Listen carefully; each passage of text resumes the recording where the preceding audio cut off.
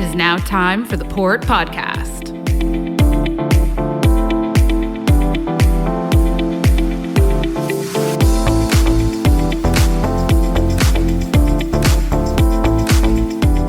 We are rolling. Hey everyone, welcome back to the fourth episode of the Port Podcast. I'm Kate Milbury, and I'm welcomed by a wonderful variety of guests today, Craig and Your Worship, Donna Reardon.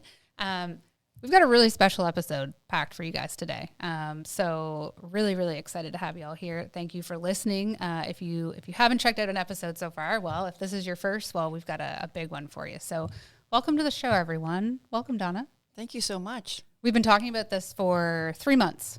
We have been, and it's great to finally have our schedules aligned so we can both get here at the same time. It's grand. I'm so excited. We've got you in the studio. It's a little bit more mild out today. And there's a lot going on, so we just thought it'd be a really great way of bridging what some of the strategic growth is going on at the port, what's happening at the city, how the community can get involved, how the community can find out more. So I'm really excited for this episode. I've been, looking at the outlines and what questions we should ask, and you've had a big request to be on the show. So exactly, excited exciting to see what comes of it, everyone. Donna is a very in-demand guest, so we are tremendously lucky to have her on the waterfront here today.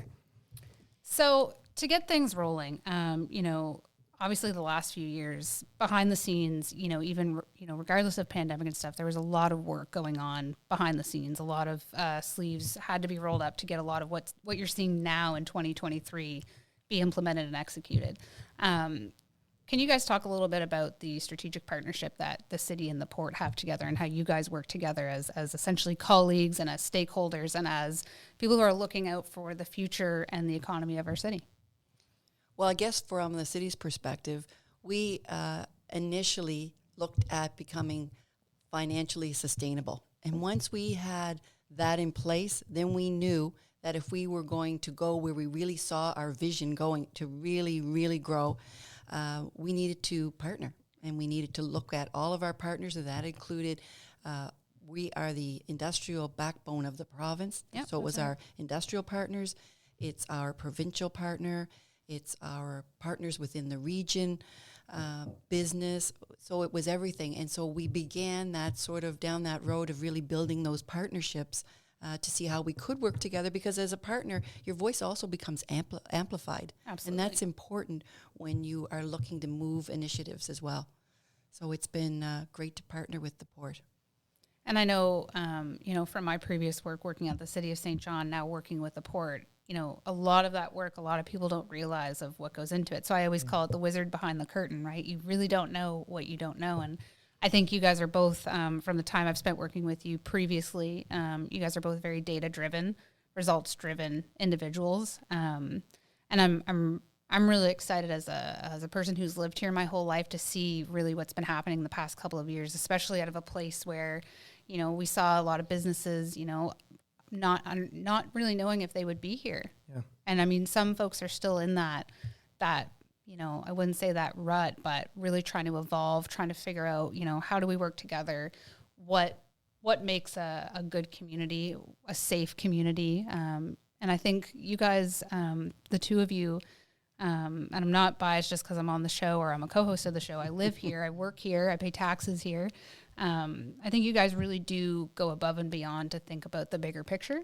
So I really appreciate that. And I'd love to hear a little bit more about some of the, the bigger things that are happening out of that partnership this year, that maybe the average person doesn't know, and pardon me, but maybe doesn't know to care about. Yep.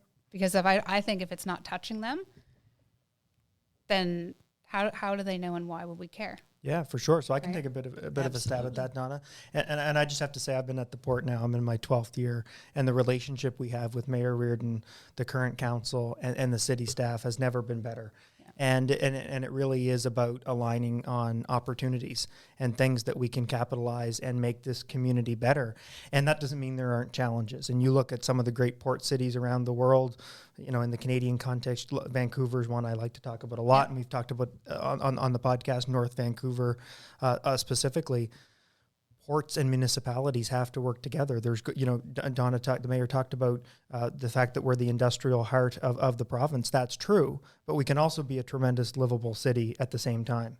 And Vancouver's a great example. You can have rail, you can have some, activity at port terminals, people working with tremendous jobs and getting paid double the living wage to work on the waterfront. You can have that and have a thriving community. It just takes work and effort. And to your point, Kate, a lot of it happens behind the scenes. And one thing that we've talked a lot about is the transition between port terminals and city land and sidewalks and community happening near and around a terminal. And the problem that we have today is that, and this is on the port, this isn't on anyone else, is that our terminals, often have fence that's in, some state of disrepair or unsightliness. We have no transition. We go from terminal to, maybe a city sidewalk that quite frankly hasn't been maintained as happy as the city would want to have done.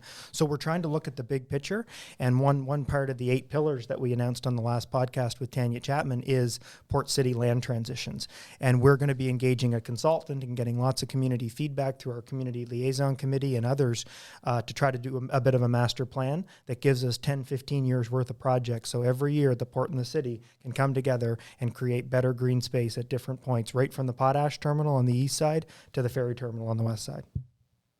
Yeah, like that's maybe it's not the right word, but to me that's pretty baller because, like I said, you guys are very data driven. You're looking at, the bigger picture, more integrated thinking. And like you said, a lot of the work that you get to see in a couple years' time, you're not able to celebrate for quite a while, right? And they might be small wins, but big for the city, right? And, I've been seeing that. And even just like with the cranes arriving and educating myself about what terminals are and who owns what and having good relationships is so important, And I think having a good relationship with the community and understanding how they can be a bigger part of it, give feedback into strategic plans, join committees and things like that. These are all things now I'm learning how to be a better, almost like as a better citizen package, and of course we all have opinions, but my grandfather always said, if you don't have a solution, don't be chatty Cathy about it. Or go hang around with the people who might be able to help come to a solution or educate you so that you can put some of your skills to be part of it. Well, and Donna, I have to say, you're the best example of this. So I grew up with Donna's daughters, and I've known you for a long time. You have talked the talk and stepped up long before you ran for council in 2012. So could you give us a little perspective on all the work you did way back when I first met you? Well, I guess I began my career as a volunteer in this public education system. And so all of my kids, we decided we would move into the inner city. So we are, in fact, a neighbor of the port, I'm up only 2 streets up. Right. And I sent all 4 of my kids down to St. John the Baptist School. And at the time, we were looking for an opportunity for the kids to be able to come home for lunch and to live inner city. That's what we both knew, and that's what we liked. So that's where we landed, and it has been great. So I decided I would get involved in that. And I got involved in a variety of things, got involved in the church. I was a volunteer with transit long before I was on council, before I became a councillor.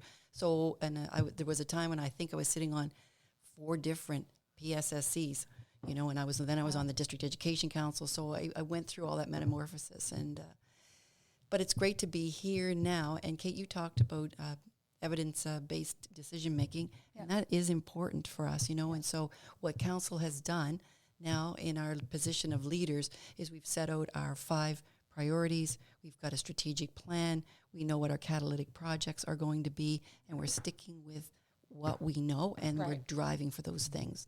And so it is important for us to have those relationships as we go forward, because what we need, and what I always say is we need a symbiotic relationship with business, because that means so what is good for business is also there's a component for us that is good as well. It's an interesting time because people don't move to your city for a job anymore. They want to know, what else do you have to offer? Absolutely. What do you have for family life? What do you have for nightlife? What do you have for restaurants? Competing for a lot of... What do you have for recreation? So we need to build a livable city if we want to attract workers, and attracting labor right now is big for all industry. Mm-hmm. So we need to ensure that we have that, quality of life built into our city. And that's what Craig's talking about when he talks about that interfacing with the public and with the neighborhood. He's the direct neighbor of really 3 communities. He's got the Lower West Side, Yeah. is his direct neighbor. Down here, Pulse, which would be, the whole Southern Peninsula. And he also has a Waterloo Village. So those are 3 priority neighborhoods, but they're also 3 direct neighbors of the port. And so we need to just be cognizant of what we can do and how we can work together to really bring the best quality of life for all of our citizens. Yep. And Donna, that's a great point too. Sometimes we don't know what we don't know as a Port Authority. And we have this community liaison committee now that one of my colleagues who was on the first episode, Paula Copeland, who's our VP of Engagement and Sustainability, her and her team started, the community liaison committee. We see it for big industrial projects. They had one out in Redhead during the Energy East, the proposed Energy East pipeline that didn't go ahead.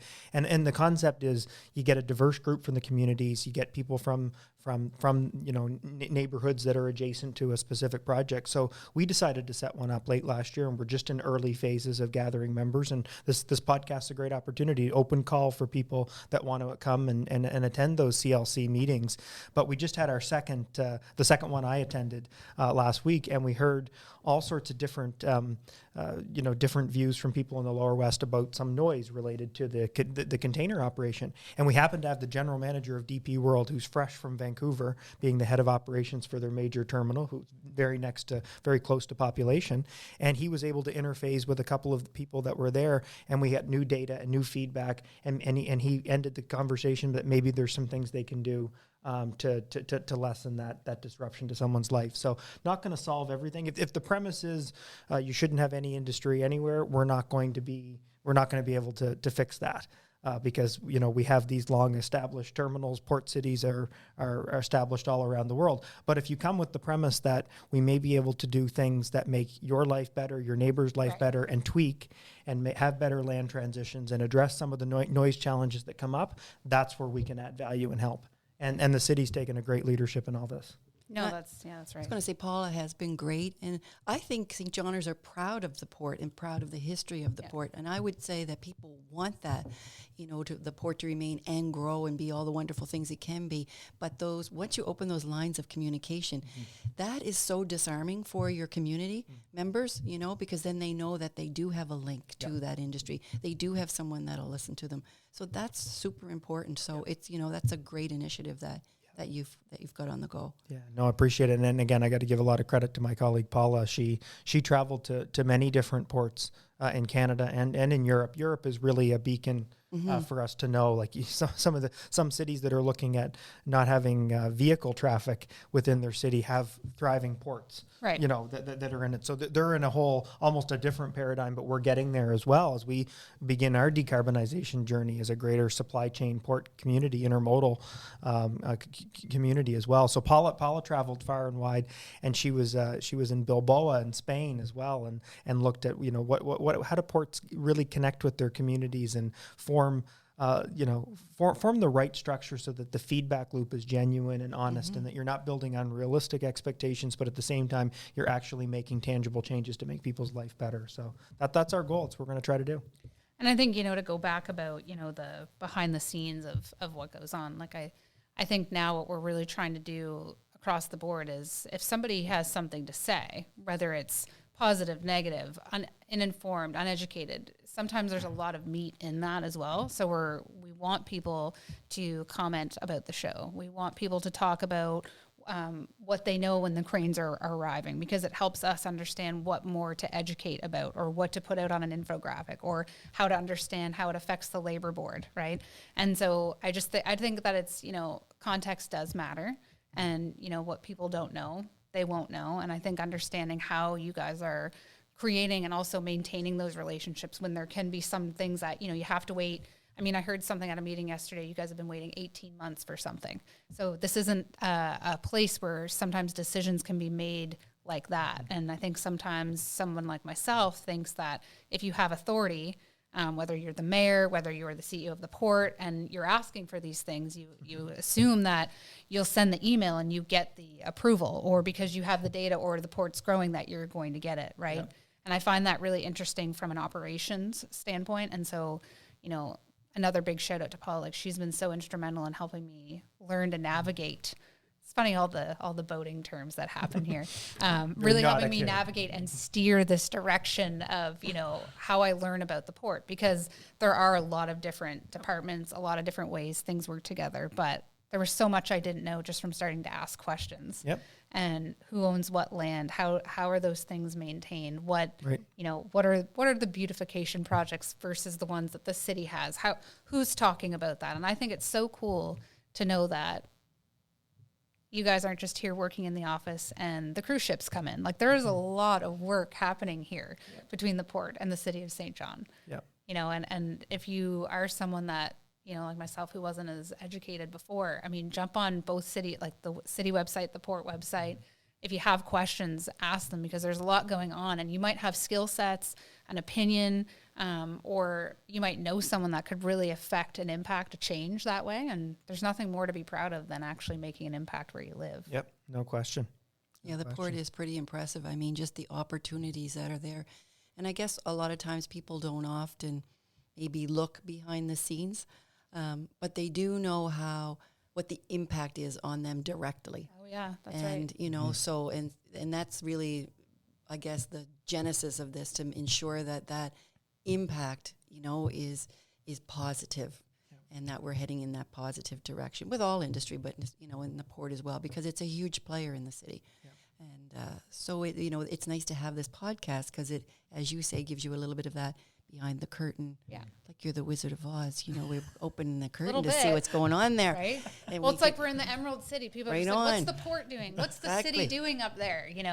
And, people might just think that it's, it's something that it isn't, when really there's days I've known people here work 12, 14-hour days, and they're still working at night to try to make some of these things happen. Yep. And I had a comment on a personal Instagram story that I shared about when the cranes were arriving, and someone told me to relax. It's just 2 cranes.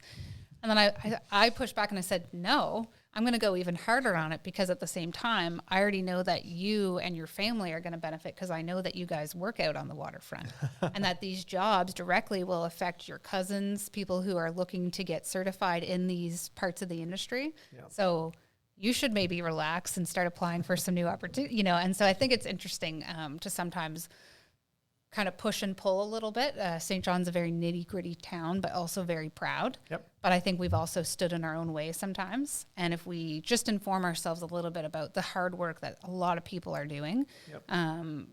It's a better place to live and work every day Yeah, no than question. just the norm. I just left a meeting with some of the labor leaders of the local ILA 273 here that represent the workers on the waterfront in St. John, and one thing we chatted about was the notion of just how much higher than the living wage that the Human Development Council calculates for St. John and New Brunswick waterfront jobs are. And it's just tremendous. It's probably something we need to collectively talk more about. And I will say we're also very, very proud. It'll be a little old news when the episode comes out, but the ILA Local 273 and the Employers Association came to a collective bargaining agreement. And that gives us 4 years of labor harmony. And I know Mayor Reardon, Donna, and your team have focused really hard on working well and being proactive with the union movement and having the employer and union come together, sort through challenges, but be respectful, have an open dialogue. And we've really fought very hardly on both with our union internally as a Port Authority, Public Service Alliance of Canada, PSAC, and with the with ILA 273 representing the waterfront, to really work with the union movement, the leadership, the members, to know that we're all rowing in the same direction. There will be inherent tension. There's challenges to overcome, but at the end of the day, if your relationships are good enough, you can work through anything. And 100%. I know you guys have done a lot of that at the city. We have done a lot of that, and last year we signed all of our collective agreements without any arbitration. So, that's important. That's It's Big deal. huge. I mean, your staff really is your greatest asset.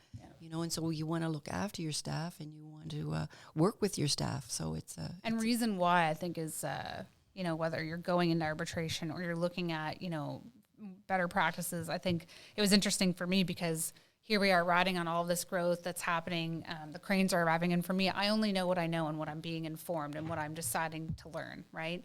And from my perspective, learning that this was a thing that's happening, I'm not naive. I consider myself an intellectual person, but yeah, these things are going on. Well, the port and the city are thriving. Yes, these conversations do need to happen, and things do need to be adjusted. Settings need to be adjusted often, and if not, constantly from a continuous improvement perspective, or else we will fall through the holes. We will miss opportunities, and we won't be ahead of the curve on anything. And I don't think the data that we'd be collecting would be a fair representation as to what is really happening. So I think, knowing that all those things are good, things are in good harmony, people, even like you said, if there's tension or if there's things going on, It's going to happen. or if there's things on social, I think it's better to know that there's open dialogue, that there's contacts at each individual organization, and that, we all just want to live in a safe and beautiful place where we can work and make a decent living, if not a good living, and I think that's really all what I want. Exactly. And I was going to say, well, that's one of our values, and we listed it as belong. Belong, yeah. That's a good So one. that you feel like that you belong somewhere. And so that's all of that quality of life, and that support system that's there for you as far as recreation, etc. So it is important, belong, and for your citizens to feel like they belong and feel comfortable, feel safe, like you just talked about. That's all about retention as well. Yeah. Right. So, and if we look at immigration and we want to grow our population by 2% per year over the next 10 years, we figure about 80% of that population growth will be via immigration. Yeah. So that's interesting for us as well. And you want to ensure that you do have that real sense of belonging that you can offer to people who not only live here, but to people who immigrate to St. John as well. Yeah. And I gotta just put out a disclaimer, because I hear this a lot, just like on the outskirts, and it's this is something I hear quite a bit. It's really great that we're growing by all of these people, but where are they going to live?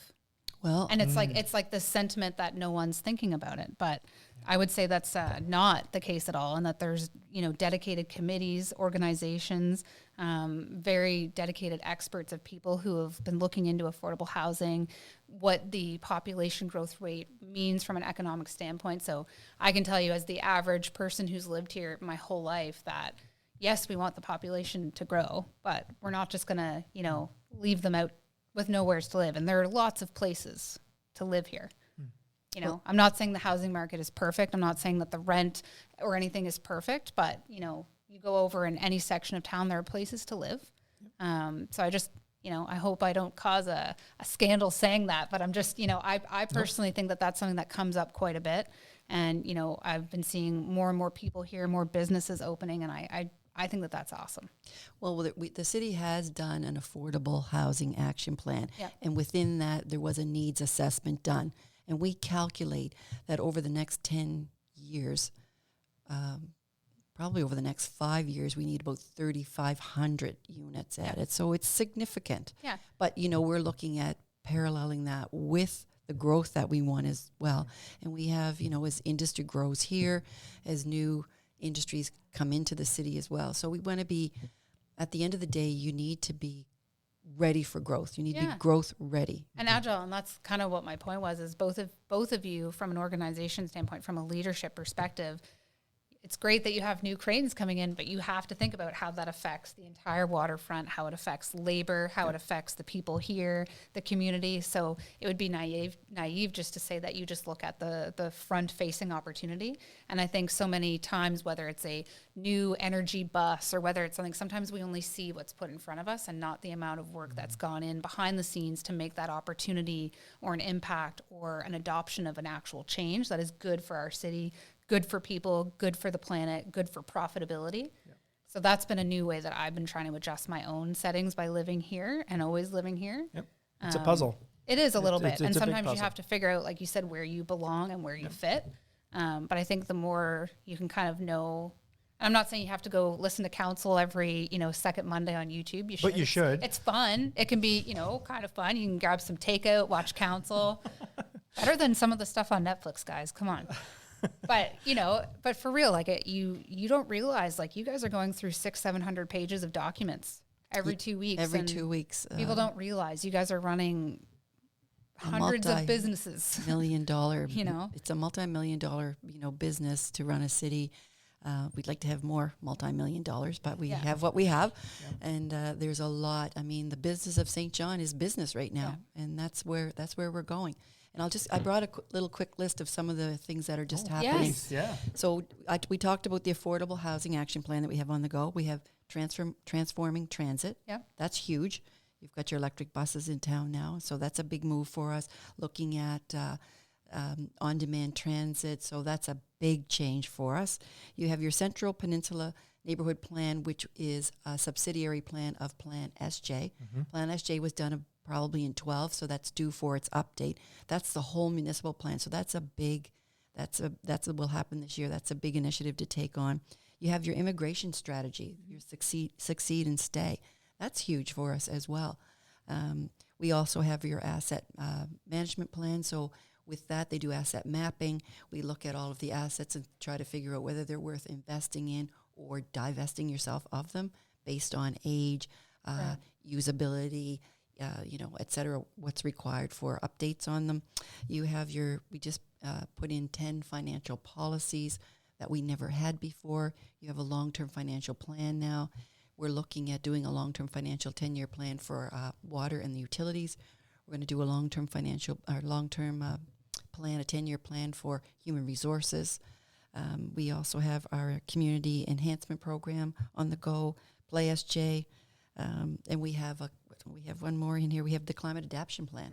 So if you go onto the city's website, you'll see those plans, and for some of them, as they come up to be renewed and reviewed, there will be an opportunity for the community's voice to be in them with as well.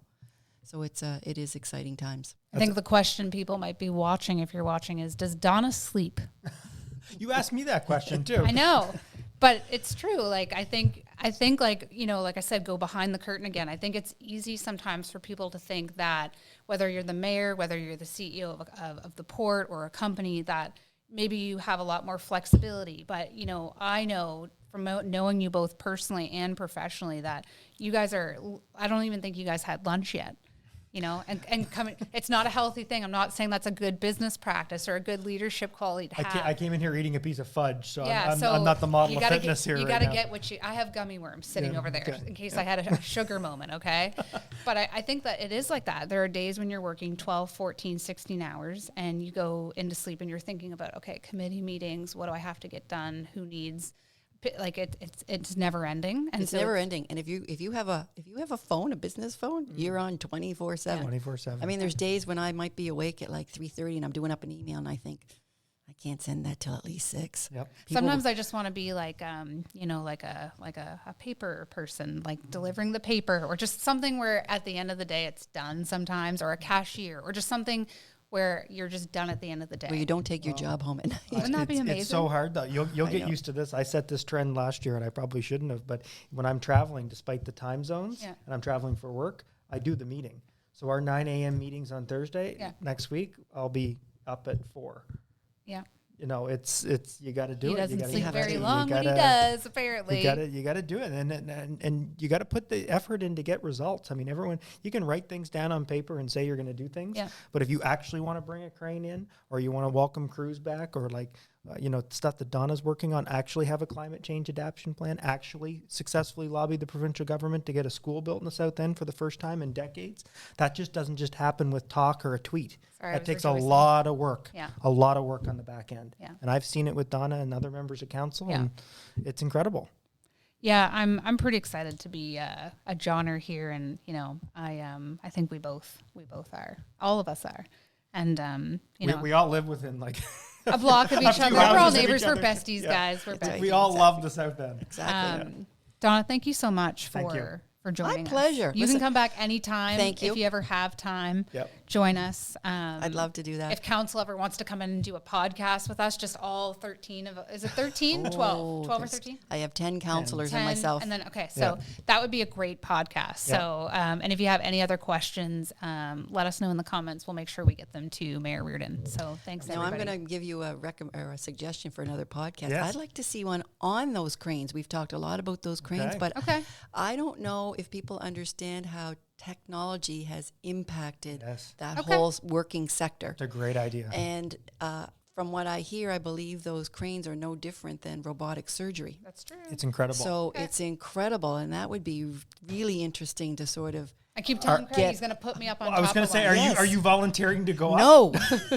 I have a fear of heights I'm too, but I'll volunteering. do it for Craig, the show. Kate, Oh, I'm you're volunteering. volunteering. You are. Kate. Okay, so we got to go up on the top of the crane. Okay. Exactly. What about Councillor Lowe? Would he come up with us? Well, you never know. Are Jerry. you just volunteering? never Hot know. takes. Yeah, he could. Hot He takes probably on the would. top of a crane with Jerry Lowe. It sounds like a new show. That the viewership would explode. We'll just bring him a handheld mic and he can do his hot takes about he St. would. John. He would. Exactly. It would be quite the episode. Okay, well, thank you guys for joining us for you. episode 4. Thank We you. hope My you pleasure. enjoy it. And until next time, bye.